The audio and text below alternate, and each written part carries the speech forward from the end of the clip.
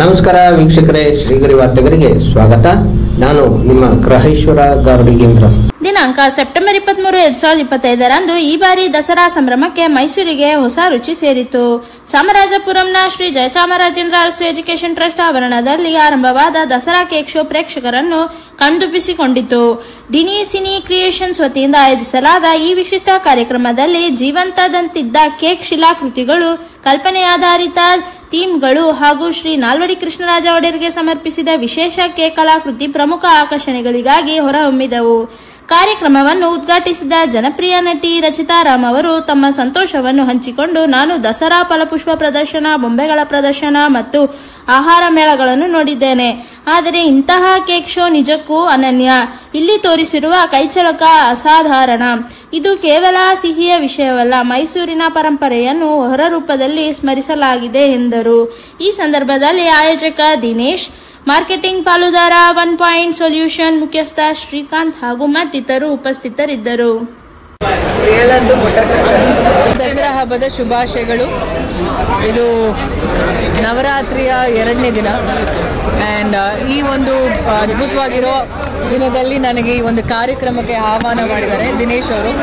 ಮೊದಲನೇ ಬಾರಿಗೆ ನಾನು ಕೇಕ್ ಶೋಗೆ ಬರ್ತಿರೋದು.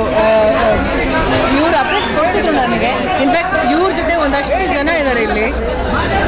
ಇವರ ಒಂದು ಪರಿಶ್ರಮ ಈ ಒಂದು ಕೇಕ್ ಶೋ ಫಸ್ಟ್ ಟೈಮ್ ಅನ್ಸುತ್ತೆ ಅಲ್ವಾ, ಈ ಒಂದು ದಸರಾ ಟೈಮಲ್ಲಿ ಮೈಸೂರಲ್ಲಿ ಕೇಕ್ ಶೋ ಎಕ್ಸಿಬಿಟ್ ಮಾಡ್ತಿರೋದು. ಸೊ ವಂಡರ್ಫುಲ್, ಕಂಗ್ರ್ಯಾಚುಲೇಷನ್ಸ್, ತುಂಬ ಚೆನ್ನಾಗಿ ಮಾಡಿದ್ದೀರಾ. All the very best. 100% and ಸಂಪೂರ್ಣವಾಗಿ this is dedicated to Mysuru ಮಹಾರಾಜರಿಗೇನೆ. ಆ್ಯಂಡ್ ಸಂಪೂರ್ಣವಾಗಿ ಒಂದು ಮೈಸೂರು ಪ್ಯಾಲೇಸು ಮಹಾರಾಜರು ತುಂಬ ಕಷ್ಟಪ್ಪ ಇದು ಮಾಡೋದು ಕೇಕಲ್ಲಿ. ಅವರ ಒಂದು 3.5 ತಿಂಗಳು ಶ್ರಮ ಇದು. ಒಂದು ಸ್ವಲ್ಪ ಹ್ಯೂಮಿಡಿಟಿ ಜಾಸ್ತಿ ಆದರೂ ಮೆಲ್ಟ್ ಆಗ್ತಿದೆ, ಆಲ್ರೆಡಿ ಮೆಲ್ಟ್ ಆಗಕ್ಕೆ ಸ್ಟಾರ್ಟ್ ಆಗ್ತಿದೆ.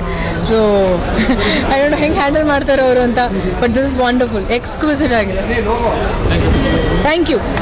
ಮತ್ತೊಮ್ಮೆ ಎಲ್ರಿಗೂ ದಸರಾ ಹಬ್ಬದ ಶುಭಾಶಯಗಳು. ಬನ್ನಿ ವೀಕ್ಷಣೆ ಮಾಡಿ ಈ ಒಂದು ಕೇಕ್ ಶೋನ. Thank you so much. ನಮಸ್ತೆ, ನನ್ನ ಹೆಸರು ದಿನೇಶ್ ಅಂತ. ದಿನಿಸಿನಿ ಕ್ರಿಯೇಷನ್ಸ್ ಅನ್ನೋದು ನನ್ನ ಸಂಸ್ಥೆ ಹೆಸರು. ನಮ್ಮ ಸಂಸ್ಥೆ ಬಂದು ಕಳೆದ 15 ವರ್ಷಗಳಿಂದ ನಾವು ನಮ್ಮ ಸಂಸ್ಥೆ ನಡೆಸ್ಕೊಂಡು ಬರ್ತಾ ಇದ್ದೀವಿ. Lalbagh flower show, Mysuru Dasara flower show, GKVK ಕೃಷಿ ಮೇಳ, ಇದನ್ನೆಲ್ಲ ನಾವು ಆರ್ಗನೈಸ್ ಮಾಡ್ತಾ ಬರ್ತಾ ಇದ್ದೀವಿ. ಅಂದರೆ ನಾವು ಸ್ಪಾನ್ಸರ್ಸ್ ಕೊಟ್ಟು ಅವ್ರಿಗೆ ಏನು ಬೇಕು ಸಹಾಯ ಮಾಡುವಂಥದ್ದು. ನಾವು ಇದನ್ನೇ ಯಾಕೆ ಆಯ್ಕೆ ಮಾಡ್ಕೊಂಡಿದ್ದೀವಿ, ಎಲ್ಲ ಕೃಷಿ ಇಲಾಖೆ ರಿಲೇಟೆಡ್, ತೋಟಗಾರಿಕೆ ಇಲಾಖೆ ರಿಲೇಟೆಡ್ ಯಾಕೆ ಮಾಡ್ತಾ ಇದ್ದೀವಿ ಅಂತಂದರೆ, ನಾಲ್ವಡಿ ಕೃಷ್ಣರಾಜ ಒಡೆಯರವರ ಕನಸು ಅದೇ ಆಗಿತ್ತು. ನಾಲ್ವಡಿ ಕೃಷ್ಣರಾಜ ಒಡೆಯರವರು ಕೂಡ ಫಾರ್ಮರ್ ಬಗ್ಗೆ ತುಂಬ ಕನಸನ್ನು ತೋರಿಸ್ತಾ ಇದ್ರು. ರೈತರು ಎಷ್ಟು ಜನ ಉಟ್ಕೊಳ್ತಾರೋ ಅಷ್ಟೇ ಬದುಕು ಚೆನ್ನಾಗಿರುತ್ತೆ ಅಂತ ಅವ್ರು ಯಾವಾಗಲೂ ಹೇಳ್ತಾ ಇದ್ರು. ಅವರಿಗೆ ನಿದ್ದೆಗಳಿರ್ತಿರ್ಲಿಲ್ಲ. ಒಂದಿನ KRS ಕಟ್ಟಕ್ಕಾಗಲ್ಲ ಅಂತಂದಾಗ ಅವರು ಇಡೀ ದಿನ ನಿದ್ರೆ ಮಾಡಿರಲಿಲ್ಲ.